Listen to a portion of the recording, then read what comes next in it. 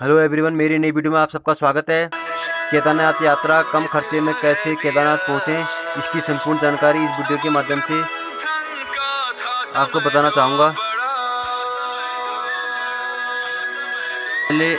सबसे पहले आप यह जान लीजिए कि केदारनाथ मंदिर की यात्रा करने के लिए आपको ऋषिकेश हरिद्वार आना पड़ेगा, जो देश के दिल्ली जैसे बड़े शहरों से सड़क, रेल आदि से काफ़ी तरह से जुड़ा हुआ है। हरिद्वार आने के लिए आपको ट्रेन, बस दोनों से ही आप अपनी सुविधा ले सकते हैं। हरिद्वार से केदारनाथ यात्रा जाने के लिए सोनप्रयाग तक रेगुलर बस चलती है, जिसका किराया एक व्यक्ति 800 रुपये के आसपास हो सकता है। आप टैक्सी या खुद की कार से केदारनाथ मंदिर की यात्रा कर सकते हैं। आपको सोनप्रयाग से ही गाड़ी पार्क करनी पड़ेगी और सोनप्रयाग से गौरीकुंड के बीच में 5 किलोमीटर की यात्रा आपको टैक्सी के द्वारा करनी पड़ सकती है। सोनप्रयाग से गौरीकुंड का किराया 30 रुपये के आसपास रहता है।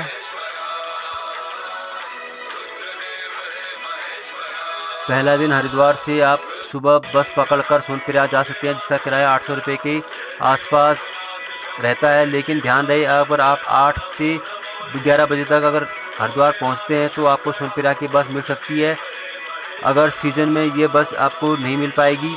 अगर आप 2 बजे के 3 बजे तक हरिद्वार पहुंचते हैं तो आप अगली सुबह के लिए शाम से ही टिकट बुक करा लें और अगले दिन आप सुबह सोनप्रयाग के लिए बस पकड़ सकते हैं।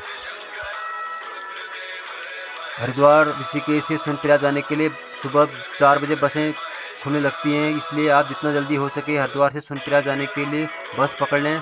सोनप्रयाग पहुंचने के बाद आप सबसे पहले बायोमेट्रिक रजिस्ट्रेशन करवाने के लिए बायोमेट्रिक रजिस्ट्रेशन ऑफिस चले जाएं, क्योंकि बायोमेट्रिक रजिस्ट्रेशन का ऑफिस 5 बजे बंद हो जाता है और फिर सुबह 5 बजे खुलता है। जी वाहन से केदारनाथ की यात्रा करना चाह रहे हैं तो धारी देवी मंदिर के भी आप दर्शन कर सकते हैं। श्रीनगर रुद्रप्रयाग के बीच अलकनंदा नदी के तट पर स्थित है। सोनप्रयाग पहुंचकर बायोमेट्रिक रजिस्ट्रेशन करवाने के बाद आप सोनप्रयाग में होटल की जगह डॉर्मेट्री लेकर रात में ठहर सकते हैं, जिसका किराया 250 के आसपास हो सकता है। डॉर्मेट्री में ठहरने वाले पर्यटकों और श्रद्धालुओं को एक गद्दा, तकिया, कंबल, रजाई दिया जाता है। अगर आप सस्ते में केदारनाथ की यात्रा करना चाहते हैं तो सोनप्रयाग से गौरीकुंड जाने के लिए आप सुबह 3 या 4 बजे सोनप्रयाग के टैक्सी स्टैंड चले जाएं, वरना आप सोनप्रयाग के टैक्सी स्टैंड जाने में जितना देर करेंगे आपको केदारनाथ मंदिर जाने में उतना ही देर होगा। इसलिए आप सुबह 3 या 4 बजे सोनप्रयाग के टैक्सी स्टैंड चले जाएं। वहां से टैक्सी पकड़कर गौरीकुंड पहुंचने के बाद आप केदारनाथ की यात्रा शुरू कर सकते हैं। गौरीकुंड से केदारनाथ मंदिर की यात्रा आपको पैदल ट्रैक करके ही पूरा करना है। अगर आप पैदल ट्रैक करना चाहते हैं, अगर आप बाया खेचर केदारनाथ की यात्रा करना चाहते हैं तो आप गौरीकुंड में काउंटर में जाके खेचर और उनकी स्लिप बनवा सकते हैं, जो सरकार ने रेट तय किए हैं। गौरीकुंड से पैदल ट्रैक करके आप केदारनाथ मंदिर जाते हुए आपको बहुत सारे युवा, वृद्ध व्यक्ति, खासकर महिलाएं देखने को मिल जाएंगी, जिनके साथ आप भगवान शिव के जय जयकार करते हुए आसानी से केदारनाथ मंदिर पहुंच सकते हैं। केदारनाथ के रास्ते में जगह जगह पर आपको पीने वाले पानी और कुछ खास खाने का सामान, रेस्टोरेंट की व्यवस्था कराई गई है। रास्ते में आपको जगह जगह पर बाथरूम की व्यवस्था भी है।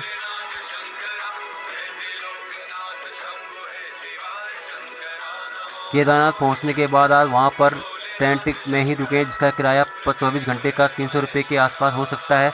अगर आप वहां पर टेंट में रुकने की सुविधा ना मिले तो आप वहां पर गढ़वाल मंडल विकास निगम के होटल में ठहर सकते हैं, जिसका किराया प्रति व्यक्ति 500 रुपये के आसपास हो सकता है। केदारनाथ मंदिर के आसपास रेस्टोरेंट और होटल में खाना थोड़ा महंगा हो सकता है। वहाँ पर होटल में ब्रेकफास्ट 100 रुपये और डिनर 200 के आसपास हो सकता है। रात में खाना खाने के बाद आप जल्दी से सो जाएं और जल्दी सुबह उठकर भगवान शिव के दर्शन करने के लिए चले जाएं, क्योंकि मंदिर के बाहर सुबह 3 बजे से ही दर्शन करने के लिए लाइन लगी होती है।